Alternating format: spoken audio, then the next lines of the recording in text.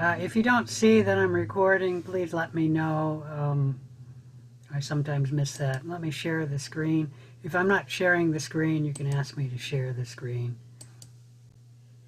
Alright, so you should be seeing the Canvas website, and on the dashboard, you click the dashboard and then find our class. There's our class, Biology 260, 1871, Winter 2021. Click on that, and then that will get you to the class. Boy, that took a long time, but this is early in the term. And it automatically opens to the modules page, which I've got a bunch of information in here. You should take a look at that, like the please read. You should read that. There's my syllabus. We'll talk about that in class, although I'm not going to discuss everything. I've got my YouTube website.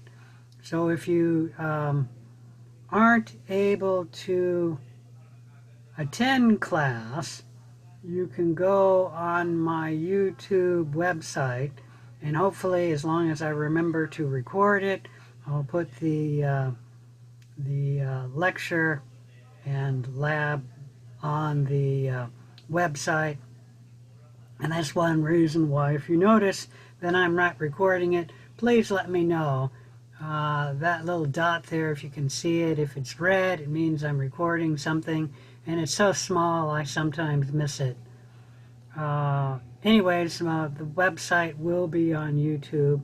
I will not get it up immediately. I've got that in my syllabus, and that is Clark College requires that I have captions on the website so that you can view it and see what the heck the words are in the website, and that takes time to do. And so after class, the website will not be up for at least a half an hour after the site, because it'll take at least half an hour, maybe an hour, to get captions on the recording. There's a document about Zoom if you're new to Zoom, and then I emailed everybody the Zoom invites, and obviously since you're at the class you got them and you've gotten in there. But if you ever need to look that information up, there's the Zoom invites. Some other useful information, like our multiple choice quizzes. When we're taking them and the final exam, they're going to be requiring you to take the lockdown browser. And so this is a little bit about the Respondus lockdown browser requirements and how to get the lockdown browser. And then obviously before week 1, you have to take the plagiarism tutorial. Some of you have taken this in other classes. So take the plagiarism tutorial. It's something made by our library, the Clark College Library. And then take the plagiarism quiz. You must take that quiz. That's not right. Let me take a look at that. I think it's by the 9th.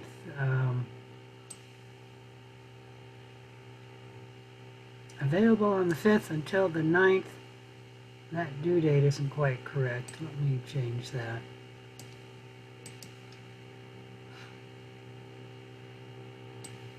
For some reason, when I changed it, it didn't take the change. Whoops, where is that? Where am I showing you here? Details. Okay, that's all right.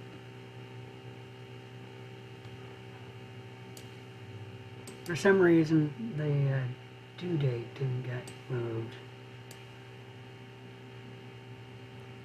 Come on.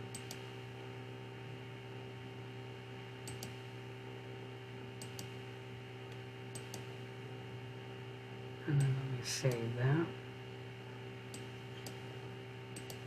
There we go. So that'll be due this Saturday. The plagiarism quiz is 20 points to take the plagiarism tutorial beforehand.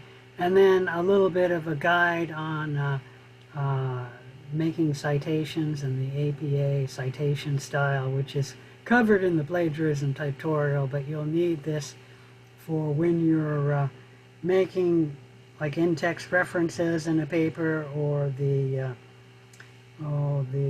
citations at the end of the paper. This tells you how to do it, or refreshes your memory. And then we have lecture week 1. We'll start with chapter 1 study guide, and that actually is chapter 1 and chapter 10. And the work 1 lecture worksheet is due January 9th. And there's 2 extra credit assignments which you can do right away. The extra credit picture, it's actually due on the 16th, and then the extra credit study sheet, this is due this Saturday, January 9th. I think the extra credit picture is worth 3 points, and I think the extra credit study sheet is worth 7 points, but it might be 6. Let me look that up.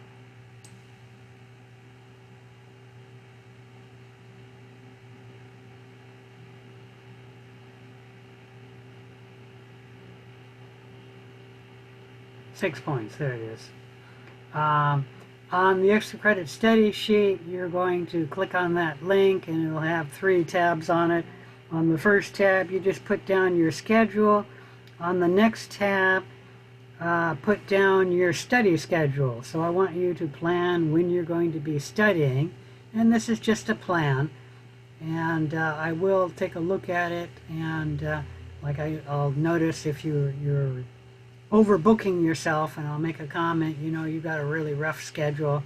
Nothing terrible, you'd still get full credit, but I'm just going to point out that this is going to be a hard class because your schedule is so busy. And then also on your study schedule, I will make a comment that, you know, you don't have many hours of studying. You should probably spend more time studying. So if I feel you don't have enough hours of studying, I'll just let you know, a comment like that.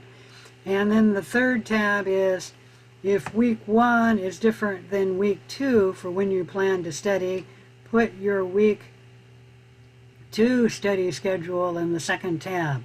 And if your other weeks are going to be different, meaning they're all different, just add more tabs to the worksheet. Any question about any of that? Alright, so those are 2 extra credit assignments that you can do right away. There will be a third, and we'll talk about the week 1 lab when we get to the lab. And I think I've got the first 3 weeks up on the web page, and everything else is there. It's just that I don't want to overload you. So after starting at week 4, everything's shut down for you. But I will turn that on later, but I don't want to overload you at the moment. Any questions about the website? If not, let's quickly go over the syllabus here. Can you guys see this? Let me see if I can see anybody. Alright, I don't see anybody's face, so I can't get any feedback. So I'm just going to assume that you guys can see this, and hopefully everything is good. It really helps if you're willing to have a face up here, and then I can get feedback from the students when I'm lecturing. Alright, so this is the syllabus. On it, it has some information about the course, and the section numbers, the credits, when we're meeting, and we will meet online on Zoom in the lecture from 5 to 6:20, always on Tuesdays and Thursdays, and then at 6:30 in the lab. By the way, I'm the only microbiology instructor who actually meets for you with the lab, so congratulations there. If you need to contact me, it's best to actually use the Canvas email website for the class, because I won't get any emails at that website except from you guys, and so I'll pay attention to that quickly. You may also email me at my Clark website. However, I will warn you that I won't respond as quickly to this because I get a lot of emails from the college and other instructors, and than people trying to sell things to instructors. And so I won't be checking this email every day, probably not every other day even. But I will be checking it several times a week, and so you can email me there. And there's my office at Clark College. What is that? SBG building, room 354. Of course, Clark College is closed this term because of coronavirus. So if you want to meet, we should meet online over Zoom. An easy way to do it is to just meet after the lab. But if that time doesn't work for you, we can set up a meeting online over Zoom. Another thing is you can always contact me by email if you don't want to meet in person over Zoom. Information about the textbook, various materials and resources for the class. There is an option about which textbook you can get. Does anybody not have a textbook and you're having trouble getting a textbook? If so, please let me know. Okay. You need to unmute it and state that. Hopefully the bookstore had textbooks. I haven't heard that we've had trouble. Some optional textbooks. The Photographic Atlas is good for the lab. There's a microbiology coloring book, and then the book Get Ready for Microbiology. I can tell you that I did request that the library put a few chapters of our textbook, especially the early chapters, and then the chapter reviews, like the summaries of each of the chapters, for the online material. So if you're having trouble getting a hold of the textbook, at least the early chapters, you should be able to go to the library, and they do that online. Don't ask me how, but you log in and then go to the course reserves for our class, and you should be able to get a copy of at least the early chapters of the textbook. Not all of the chapters will be on the online material because of copyright restrictions, but I think I've got the first 3 chapters online. Take a look at the Canvas website. It's very helpful. There's a lot of resources up there, like the course objectives, the course notes for each lesson, and then after the lesson is given, I'll even put the slides up. Take a look at what your responsibility is for the website. It's your responsibility to know when things are due, what you need to do to contact me. Let me blow this up a little bit because I can't read it even with my glasses here. So you should know the website and know what's due and know how to get materials. For the course description, the course outcomes, I'll let you read through that. Course policies and suggestions, I've got suggestions up here, what to do if you're ill, what to do to prepare for class, meaning you should be studying, and a great way to study is right before the class. Take a few minutes, 10 or 15 minutes, going over what we're going to cover in the lesson, review the material from our last lesson, and also obviously study after class. It's a good idea to take notes during the class and just be sketchy on those notes, and then within 24 hours go over those notes and then fill them in.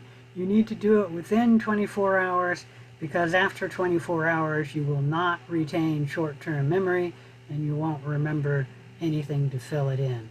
And the best time to do that is right after the class, but as soon after the class as you can, go over your notes and then fill them in. And then review the material before the quizzes and the exams. Take a look on the cell phone usage and attendance and participation. The quizzes will be online. You can read about face masks if ever you're on campus. You should know what your student responsibilities are, how to withdraw from a course, and if you're thinking of withdrawing, I hope you will do that within the first week. I think it's Saturday. If you drop within the first week, you will not get charged for the class. Nothing will be on your record. If you drop after the first week, then you will have to pay 100% for the class, and you'll get a W on your transcript. Late assignments, you should know if you turn in an assignment 1 day late, you will be penalized 25% for the first day. After the first day, the penalty is then 50%, and I will generally accept an assignment late as long as I have not returned it. After I have returned the assignment, if I give back correct answers on the assignment, I may not accept the assignment late. And I do not accept assignments during finals week, so everything must be turned in before finals week. But it is better to get 50% of the points on a very late assignment than not turn in the assignment at all. Read about student conduct. The only thing I'm going to say is in college you're not allowed to cheat, you're not allowed to plagiarize.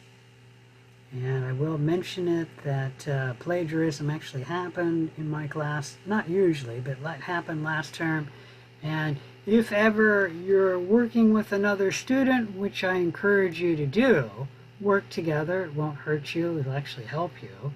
But if you want to use your study buddy's words, if you're using more than 3 words in a sentence, then you have to put it in quote and say where you got it from. Otherwise, it is plagiarism. And if I find an assignment of yours turned in that has been plagiarized, or cheating in any respect, you'll get a 0 on that assignment. Okay, any questions about that? You'll get a stern warning. The second time you'll get an even sterner warning, and you'll get obviously 0 points for that assignment. And then after that, I'll turn your name into the dean for disciplinary action. Plagiarism is important in school and in life, and I can tell you that there was a sitting senator in the United States, I think that was in 2000, I don't remember when it was, and it turned out somebody found out when he was in graduate school he plagiarized somebody in his dissertation or thesis, I don't remember which, and he had to resign his Senate seat. Okay, so plagiarism is important, so do not plagiarize. If you want to use somebody else's words, put it in quotes, and then state where you got it from. Any question about that?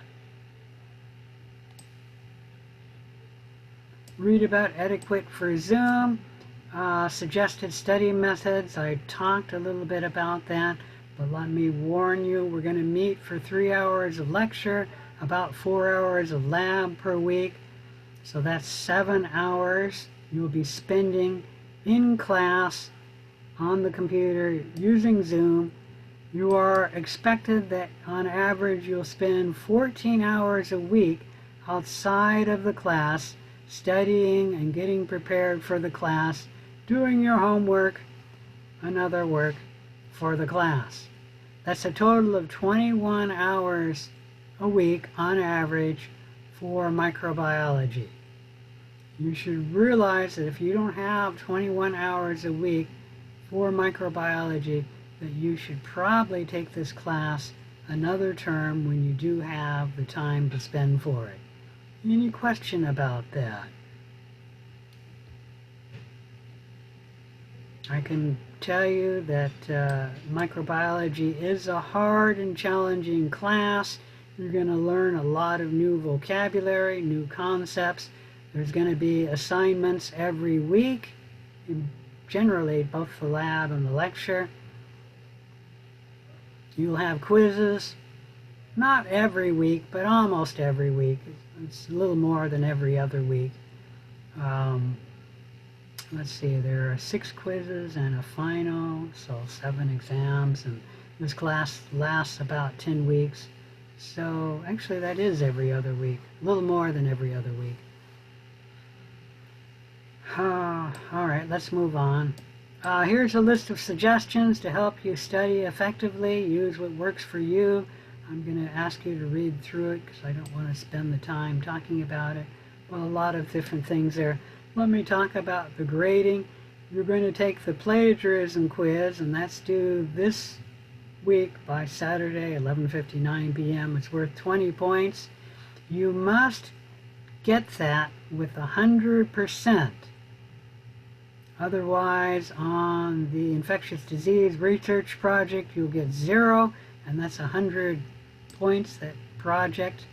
So you don't want a 0 on that. But although you must get 100%, you can take this quiz at least 5 times. So if you don't succeed on getting 100, take it again, and obviously, in case you need to take it again, don't wait till, I don't know, 11 p.m. on Saturday to take the plagiarism quiz, because it'll take you time to take the quiz, and by 11:59 p.m. the quiz will shut off, or after 11:59 p.m. I should say. Okay, any question about that? You must get 100% on that quiz. There will be 5 quizzes. There are 75 points each. The lowest quiz can be dropped so that only 4 of them count, and then there will be the final. The quizzes are worth 300 points. They're largely, well, not largely, they're both multiple choice and fill-in-the-blank quizzes. The fill-in-the-blank, usually 1 sentence or less, will fill in the answer. If you have an excused absence and you email me before the quiz, I will allow you to take the quiz if I agree that the absence is excused, meaning it's a good reason why you're requesting to take the quiz later. The multiple choice quizzes are timed, meaning you must finish it in a certain amount of time, and it requires Respondus Lockdown Browser to take it. The Respondus Lockdown Browser will lock down your browser until you submit the quiz. You cannot leave the browser. You cannot look up answers on the internet. Any question about any of that? Alright, there will be worksheets in the lab and in the lecture. There will be about 1 worksheet for each lab in each lecture. I think for 1 or 2 lectures, there will actually be 2 worksheets for the lecture. Anyways, 25 points for the lecture worksheets, 50 points for the lab worksheets. Generally, they are due Saturday during the same week that we are doing the lab or the worksheet. There is an exception. The very first lab is due, I think it's Friday at 8 a.m. I'll look that up. And then the last worksheet in the lecture is due earlier because that, I don't want it to be Saturday of getting into finals week. I want it to be due, I don't remember when it is, Thursday or Friday, the week before finals week. Any question about that? Alright, so there will be a project in the lab where you're going to identify your unknown bacteria. I'll give you an unknown bacteria, and then you're going to be doing tests for most of the term, trying to identify that species of bacteria, and then you'll write up a lab report and turn it in. That's going to be worth 75 points. There's the infectious disease research project. That is worth 100 points. There will be a cumulative final exam worth 150 points, and that'll be ending out our class We'll talk more about each of these major assignments and the final when it's more appropriate, when we're getting closer to the due dates and starting the projects.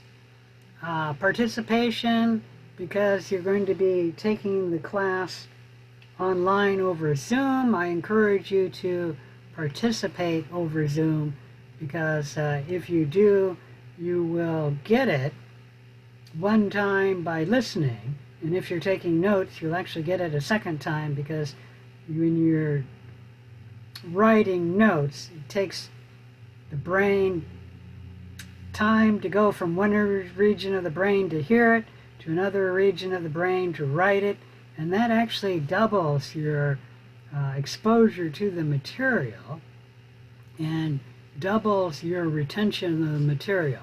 So you are encouraged to attend the class with Zoom, but if you cannot, then attend the class at my website, and hopefully I'll have a copy of the recording on my YouTube website. If for some reason you do not turn in the first lab by Friday at 8 a.m., I'm going to assume that you're not attending the class, and I will drop you from the class. Any question about that? So the first lab must be turned in by Friday at 8 a.m. I have to turn in students who are not attending the class, I think it's by 5 p.m. on Friday. So that's why the first lab assignment I'm going to use as attendance for people in the class. Any question about that? Here's a various table of the point breakdown, the plagiarism quiz, 20 points, 5 quizzes. You drop the lowest, 75 points each, 300 points. Lab assignments, about 1 for each lab for 50 points. So I think there's 10 lab assignments, counting the unknown notes, which I know you don't know what that is. We'll talk about that later, but 50 points. Identification of the unknown species of bacteria, 75 points. Boy, that's wrong there. That should be 75 there, but it's right here. The infectious disease project, 1 at 100 points for 100 points. Lecture worksheet, that's about 1 for each lecture. It'll be worth 25 points. And then the final worth 150 points. So the class will be a total of 720 points. Any question about any of that? Gotta change that and make my copy correct. Of course, the copy online is not correct, but hopefully I'll redo that. All right, you can read about the unknown online class. Let me state that I do have some extra credit assignments. There are going to be 20 points of extra credit, and you got 3, you got 10 points assigned already. Grading scale. If you get 92% or greater, you'll get an A. 90% or greater, you'll get an A minus. 88% or greater, a B plus. 82% or greater, a B, etc. I'll let you read about question review and written corrections. This is what you would need to do if you feel I have a quiz or final question which is incorrect or worded inappropriately. Go through the step there. I'll let you read about the microscope use in the lab and virtual labs. We'll talk more about that in the lab. And then Clark College has a bunch of support services for students. In fact, they've got a web page now to give you support services. So you can sign up in Canvas for a Canvas website, which will give you support services. I've got the major ones here: the health center, the tutoring services. Clark College does have a tutoring service, and generally it's online, but you can ask students who are tutoring, generally it's students who are tutoring, questions directly, and then they'll directly respond. You can also email the tutoring services questions. Support for ADA accommodations, Canal Library, campus computer resources, and I don't know how this is going to work because everything's online, but supposedly they are working and you can do things with the computer labs online. Campus-wide information, and then a statement about students having trouble affording groceries, food to eat, other financial concerns, that there is support that the college can give you. You can read about the non-discrimination policy, the school emergency procedures. Mainly this is what happens if the campus closes, because we're meeting online. Even if we get a blizzard, I think we'll be able to meet. So read about that information. Read about the safety information for students and physicians. You kind of will be quizzed on that a little bit, but we won't be meeting in the lab, so it's not really important in the sense that you'll ever take bacteria home from the lab and then get sick from it. Words of advice and comfort. Let me just spend a short moment about talking about that, and that is, sometimes it seems like instructors are your enemies. We do the grading, and we're not always going to be able to accommodate you. But you should know that we all want you to succeed. We are teachers, and what our job is here for is to help you learn the material in the class and then pass this class, or pass it with the grade that you want. Meaning we're here to help you succeed, and that is our job. And if for some reason you don't think that I'm doing that, then let me know. Talk to me, send me an email. Don't let your concerns fester, because that'll only make it worse. And then the longer you wait, the less chance I will have to correct the situation. So contact me and let me know, and realize that generally we will try to accommodate you, but sometimes accommodations cannot be made. But let's say you want to take the final 2 weeks late. Well, I've got to have the grades in long before that time, so that accommodation could not be made. But I can give you an incomplete for the class, okay? And then maybe you could take the final at some later date. All right, lab safety rules. You should read through that. You will be tested on it, and I'll talk a little bit about it when we're covering the lab, when we're actually in the lab.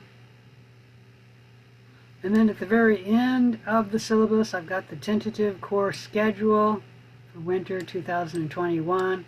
On the left, I have all the lecture topics, the quizzes and the exams. The quizzes and the major assignments are marked in yellow.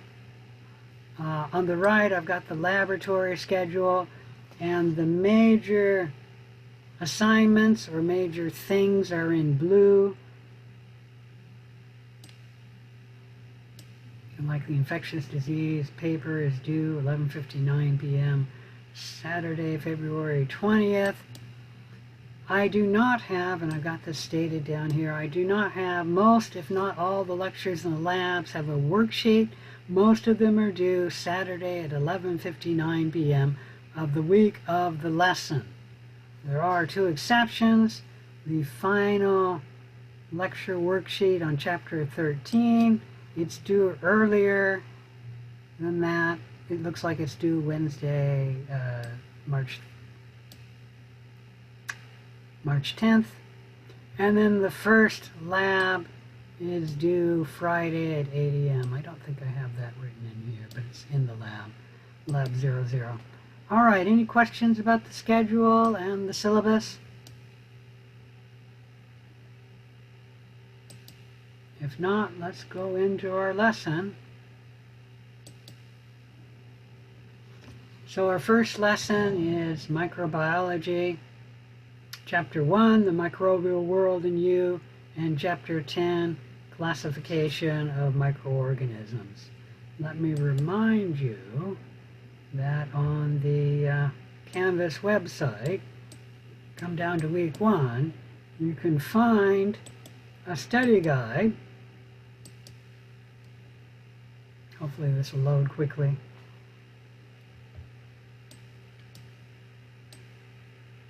And at the start of the study guide, I've got the objectives, the major objectives for the lesson. Scroll down here.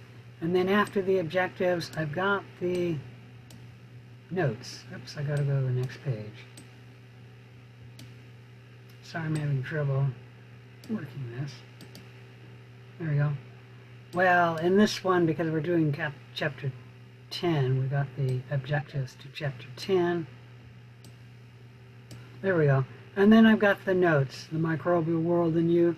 The notes cover the same material as the lecture, but the notes will be in sentences and the lectures will be largely slides. Any question about that? For some of the, boy, this is slow. For some of the lessons, I've got the class guide, the study guide broken down into objectives and notes. And let me see if I can find one that way. There it is, chapter 4. And I'm sorry I've got that split. I should just make them all the same. But I've got the objectives here and the notes there.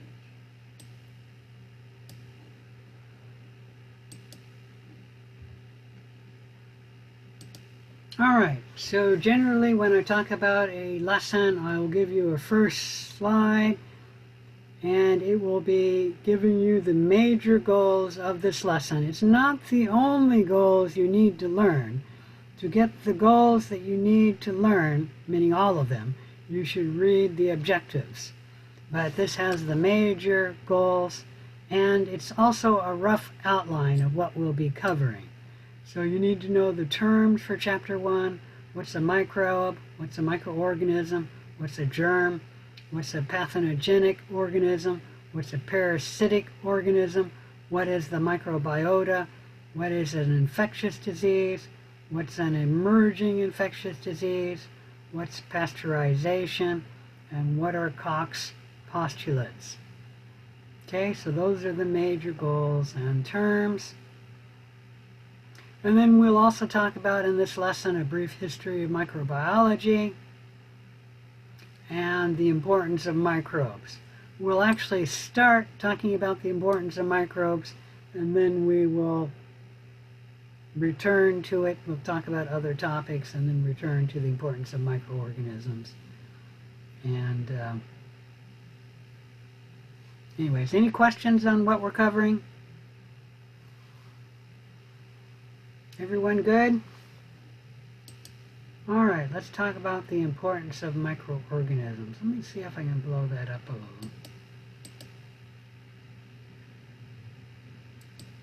Let's bring that over here. Oops. So the importance of microbes. When we look at the nitrogen cycle, nitrogen cycles in the Earth ecosystem, it can start as nitrogen gas in the atmosphere, and the nitrogen gas can be fixed by bacteria in archaea, converting the nitrogen gas into nitrogen inorganic compounds, like amino acids in a protein, for example, by the bacteria in archaea. And when they decompose, the organic compounds can be converted largely into ammonia and ammonium ions in the soil. Some of it can decompose, not very much, but some can decompose into nitrate into the soil. And then some of the organic compounds might be taken up, meaning the protein gets, before it's degraded, gets into the soil, can be taken up directly by plants. But the majority of it will be converted into ammonia and ammonium. These two will just change when water's around. Now, ammonia and ammonium can be taken up from the soil and water by plants, but green plants and algae, they don't really like ammonia and ammonium. And if you give them too much ammonia or ammonium, the plants will actually get sick and then eventually die. But they can take it up and use it. We'll talk about what they do when they use it in a little bit. But the ammonia or the ammonium can be nitrified by bacteria and archaea into nitrite, NO2 negative charge, which can be further nitrification by bacteria from nitrite into nitrate, that's NO3 with a negative charge, and this will dissolve in the water and can be taken up by plants and algae, and they love this. This is a fertilizer to them. They love it, and they'll take the nitrate and make it into an organic compound like an amino acid in the plant, and then when the plants degrade, most of it will go into ammonia in the soil, but some of it can go into nitrate, and then the ammonium can be converted into nitrite again, back into nitrate. And then let me finish the nitrogen cycle. The nitrate can be converted into nitrogen in the atmosphere, nitrogen gas, by bacteria and archaea, completing the nitrogen cycle. Any question about any of that? Well, how important are microbes in our lives and on the planet? When you look at the nitrogen cycle, wherever you have a red arrow, this part of the nitrogen cycle is happening because microbes are performing the conversion from this form to that form. So that microbes are crucial to the functioning of the nitrogen cycle. So this step and this step and this step. Trying to look here. I'm not sure what that's pointing at, the decomposition of plants into ammonium. Yeah, microbes are important for decomposing plants and algae. That's what they're talking about. And then this step, and then that step, and then this step are all done because of microbes in the ecosystem. There's only a few steps, like nitrate in the soil going to plants, and ammonium in the soil going to plants, that happen without the role of microbes promoting the step. So most of the steps of the nitrogen cycle are happening because of microbes. So if we didn't have microbes, nitrogen in the earth would not cycle around and be recycled from one part in the ecosystem to another. Any question about that? Okay. Microbes are also important in biogeochemistry. There are rock-eating microbes that some microbes can actually obtain nutrients from rocks. They literally dissolve and break down the rocks, leading to the formation of soils. Right there. Now, microbes are not the primary way that soil gets made, but a significant amount of soil is made by microbes. And so we have to say that this is one way that soil can be made. Soil is generally primarily made by erosion and, water erosion, whatever that term is. Where water and erosion, like wind blowing sand up against the rocks, will carve out the rock and convert it into soil. Any question about that? The point is that microbes can also make soil. Any questions about that? So microbes are important in the formation of soil, as well as in the nitrogen cycle. And here we're looking at the level of oxygen in Earth's history, and right now at the present day we're at about where do I have that? 20 to 21% oxygen. And you say, ah, that's mostly by plants. But if you look at this, early in the Earth's history, the first 2 billion years of the Earth, there was no oxygen in the atmosphere.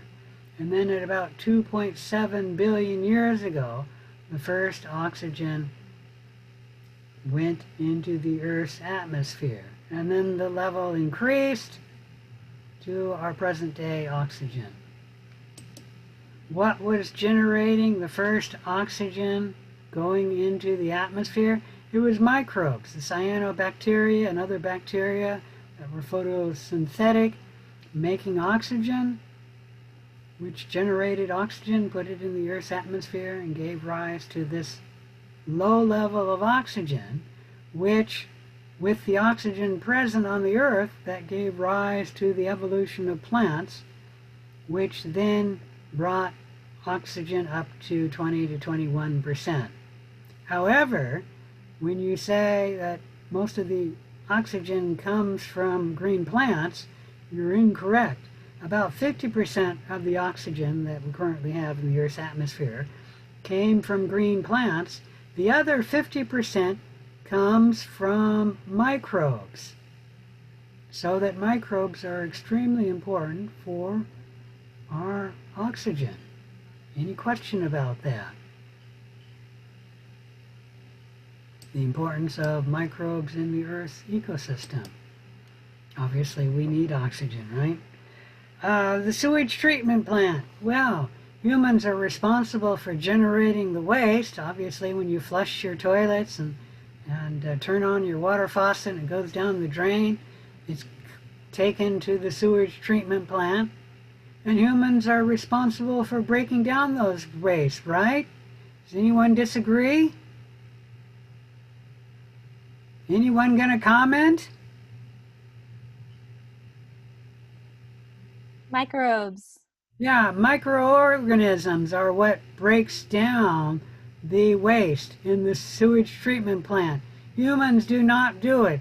All we do is we build a facility that encourages the microorganisms to break down and recycle the organic matter and nutrients in the waste water. So the microbes are what's breaking down the waste in the sewage treatment plants. Any question about that? Generally what the microbes do is they convert the waste, the organic waste, into carbon dioxide and water. The water they use just to, water grass and shrubs and things like that. This is not usually used as drinking water. The CO2 just goes into the atmosphere. Any question about that? So, I've shown you 4 or 5 different ways that microorganisms are important to the Earth's ecosystem, breaking down waste material, and that can be obviously the stuff you flush down your toilet, as well as like when this tree dies and breaks down, the microbes are going to break it down and recycle the nutrients. Microbes are important for bringing oxygen into the Earth's atmosphere. Microbes are important for generating soil. Microbes are important for the recycling of nutrients in the Earth's ecosystem, including nitrogen. We haven't talked about others. We'll talk about others later in the lesson. But the nitrogen cycle is largely happening because of microorganisms. All right, any questions about any of that?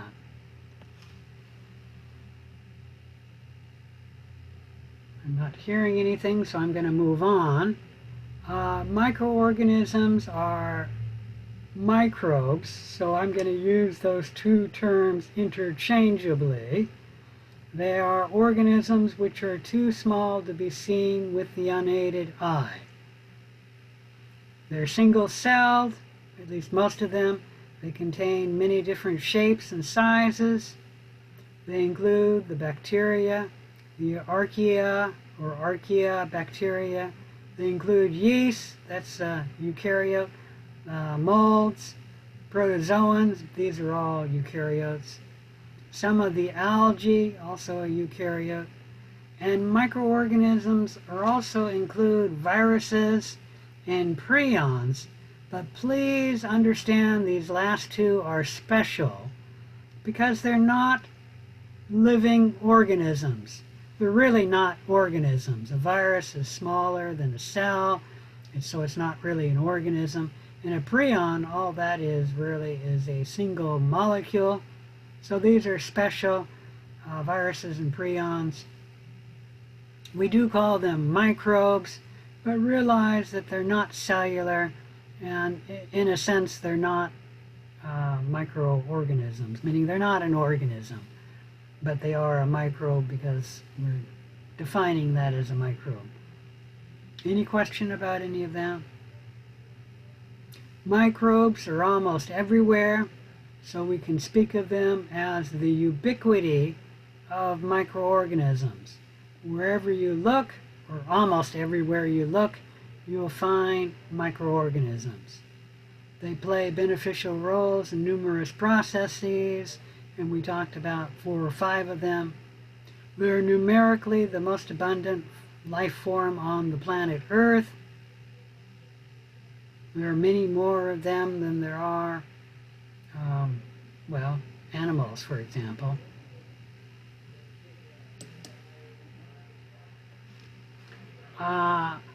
Most microorganisms, except for viruses and prions, do contain a cell.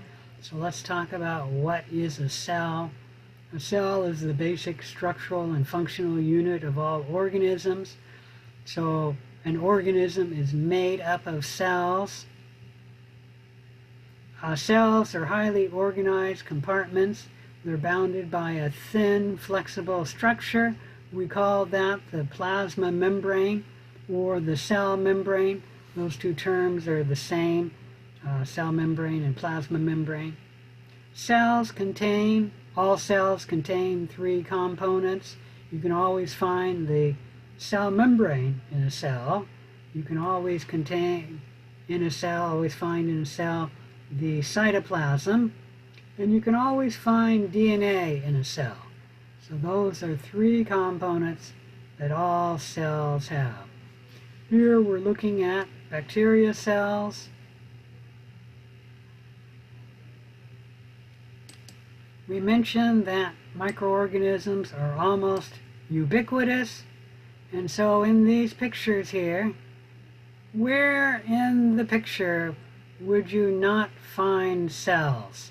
Would you find cells in the water in this picture here? How about on the rocks? Would you find cells in the rocks?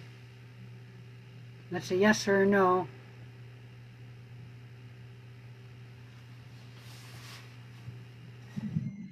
I would say yes. Yes, you do. You find cells on the rocks and in the water, and obviously on the plants. Do you find cells in the water in the ocean? Yes. Yes. How about in the air above the ocean? Yes. Yes, also. How about in the soil? Yes. Yes.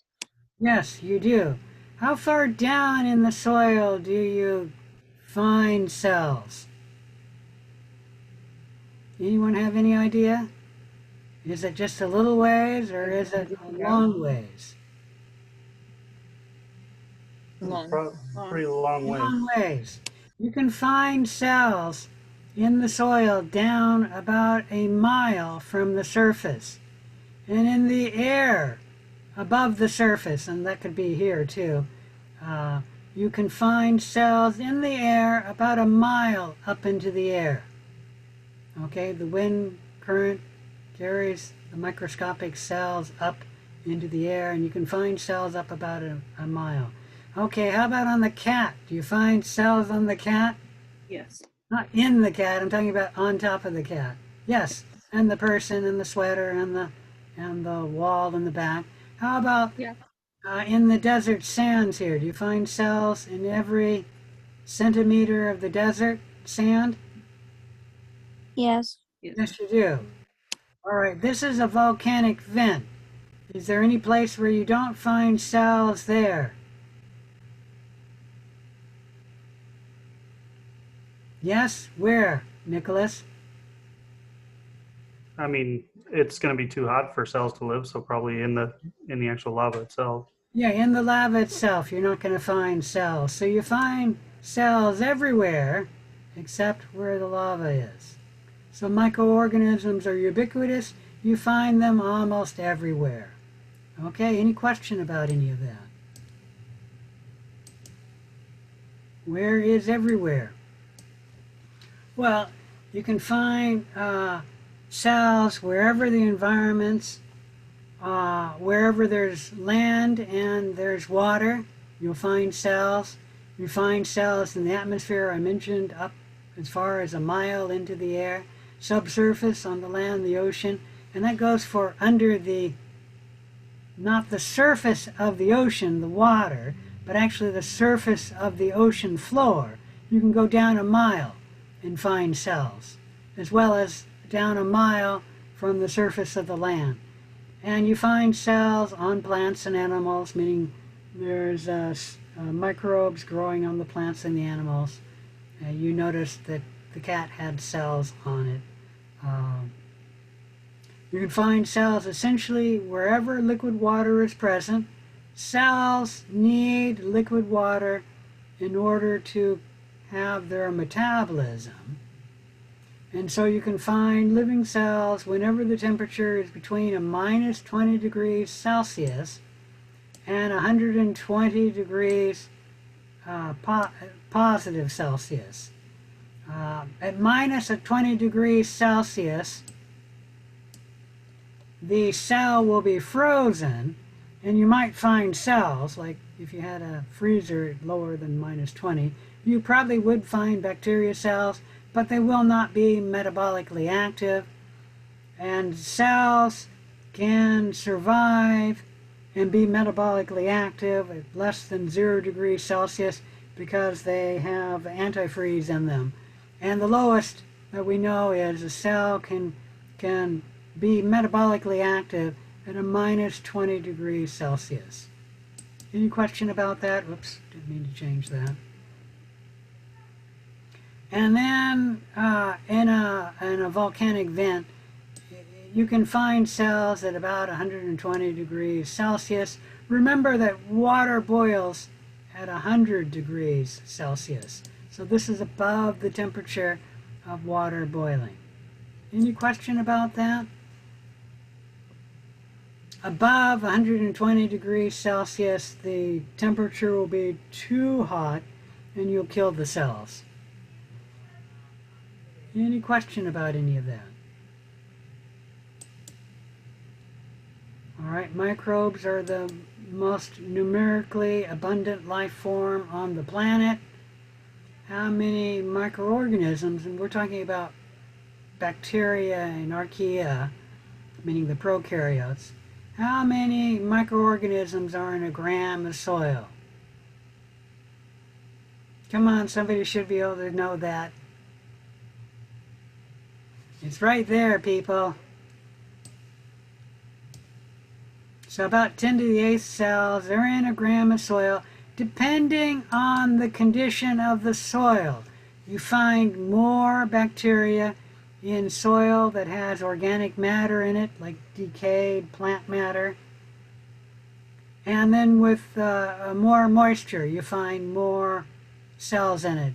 In the soil of the desert, which does not have much decaying plant matter in it, and it's very dry, you will find less cells in a gram of soil. 10 to the 8th, that's a large number. That's just less than a billion. So it's 100 million cells in a gram. Okay? And we're talking about prokaryotic cells, the bacteria and the archaea. How about a gram of ocean water? That's exactly 1 millimeter. Will you find more or less cells than in a gram of soil? More. More? Anyone else? Less. Less? Less is correct. We'll talk about that in a minute. In a gram of human feces, more or less than in a gram of soil? I think I heard somebody say more. That is correct.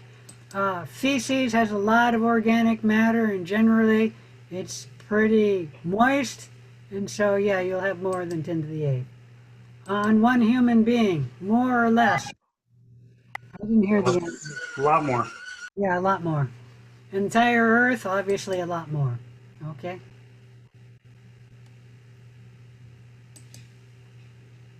So in soil, we have about 10 to the 8th microorganisms, and that is that number there.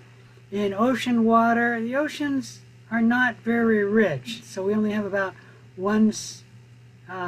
in 1 milliliter or 1 gram of ocean water, only about 10 to the 6th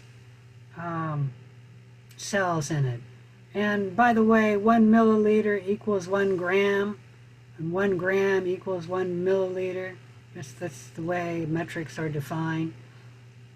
In human feces, if it's fresh, just came out of a person, and of course the person has a soft stool, you'll get 10 to the 11th cells per gram of human feces.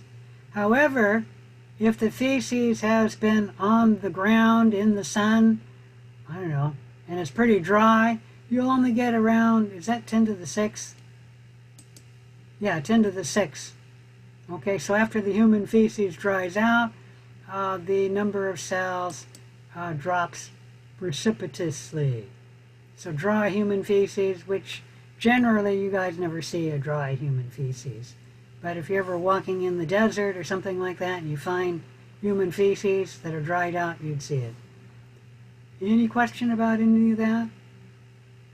On a person, you have 3.8 times 10 to the 13th prokaryotes. I think that is on and in, meaning in the mouth and the gastrointestinal tract and etc. Cells, prokaryotic cells on the human. On the entire Earth, we have 1 times 10 to the 30th prokaryotic cells, and that's that large number here, which is a nonillion. I bet you didn't know that number. The human population it's actually close to 8 billion now. It's a little over 7 billion. It's getting close to 8 billion. It's a little less than 8 billion. All right, any question on any of that? These numbers are staggering, but they're true. There are a lot of prokaryotes on the planet Earth in all locations, except the volcanic vents.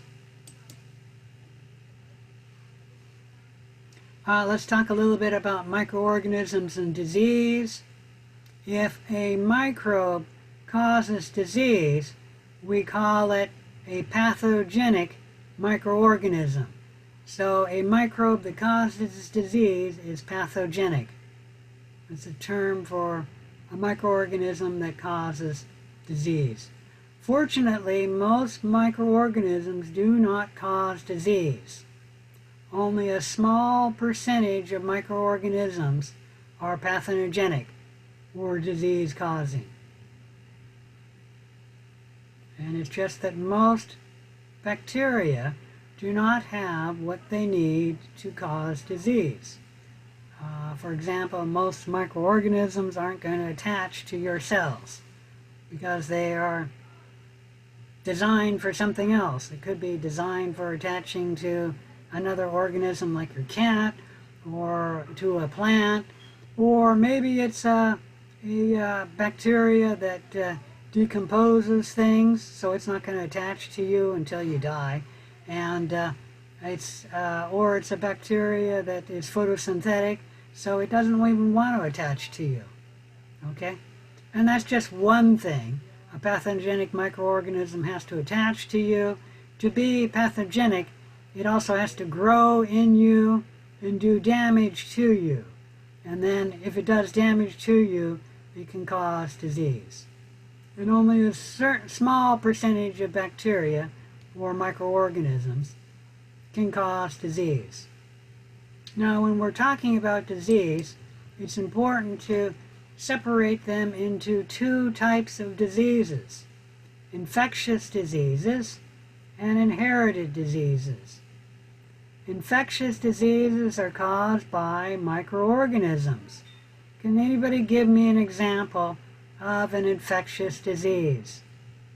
Tetanus. Tetanus. Yes? E. coli. Strep throat. E. coli causing gastroenteritis or some other thing. Yes? And that's a good one because it can spread to other people and give gastroenteritis. Tetanus generally doesn't spread from one patient to another.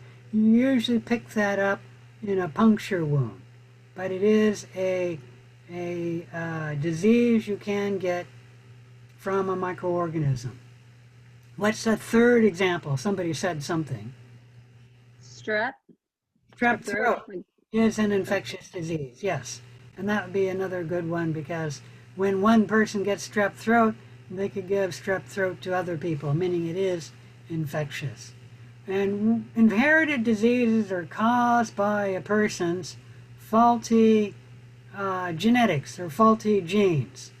And what's an example of an inherited disease?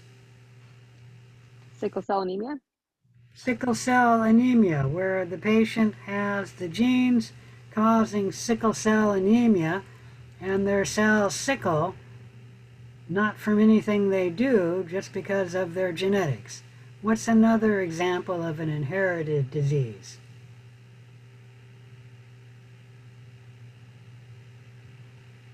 Come on. What's the disease? Huntington's. Say again? Huntington's. Yeah, Huntington's disease, where the child is born with the disease because he has the Huntington genes, and so he gets Huntington's disease. Any question about any of that? All right, so let's take a look at microorganisms. We've mentioned that they're small. How small is the average prokaryotic cell?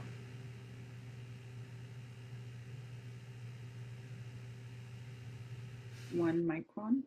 Yeah, the average prokaryotic cell is about 1 micron. That's also 1 micrometer, meaning those two words are synonymous. Let me blow this up. The width here, not the length, but the width is about 1 micron. The same with that circular thing right there. It's about 1 micron. And let me make sure that's correct. I can't see this. Nope, that isn't correct. Sorry. But there we got 1 micron. Actually, that looks like the width is a little less than 1 micron. But the average bacteria is about 1 micron. There are various shapes and sizes, like there's some there, there's some round, there's some there. This is a eukaryotic microorganism, and it's a strange shape because it moved by pseudopods. We'll talk about that later. There's a photosynthetic microorganism, and it's actually colonial. Let me blow this up as much as I can. The cells are actually the green dots, and this is right here is the parent colony, right here. So one of the dots is the cell, and inside this colony it's got, it has little colonies, it's children, and this cell, or not the cell, the organism will open up, and it will then release 6 different colonies, which will then go out and colonize different areas. And this could close up the parent cell, and then this colony can continue growing. So this is a colonial microorganism, and it is a eukaryote. It's an algae. And then there's a strange shape. I think that's a mole. Let me see if I can blow that up and look at it better. Oops, too far.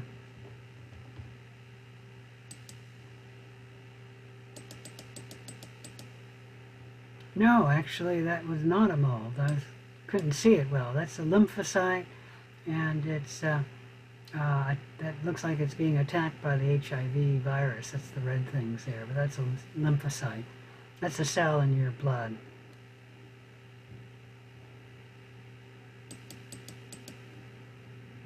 But the point is that the microorganisms take on various shapes and sizes, and there's the smallest, around 1 micrometer, and I think that's the largest one there.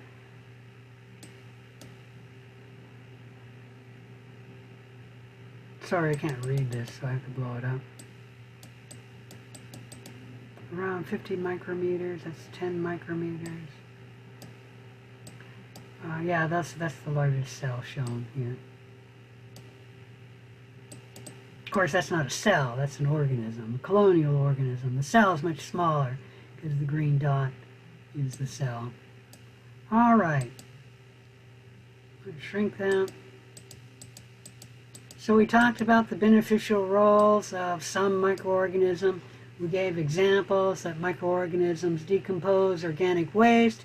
That's true for the sewage treatment plant, but also when like a tree falls over and then dies, microorganisms are largely responsible for decomposing the tree.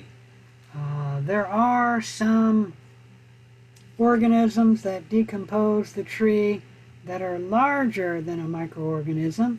And does anybody know a microorganism that decomposes things that is larger than a microorganism? You actually eat it. You might have seen it growing on the bark or the trunk of a tree. Mushrooms, fungus? Yeah, a mushroom. Microorganisms are also beneficial to the ecosystem because some of them are producers.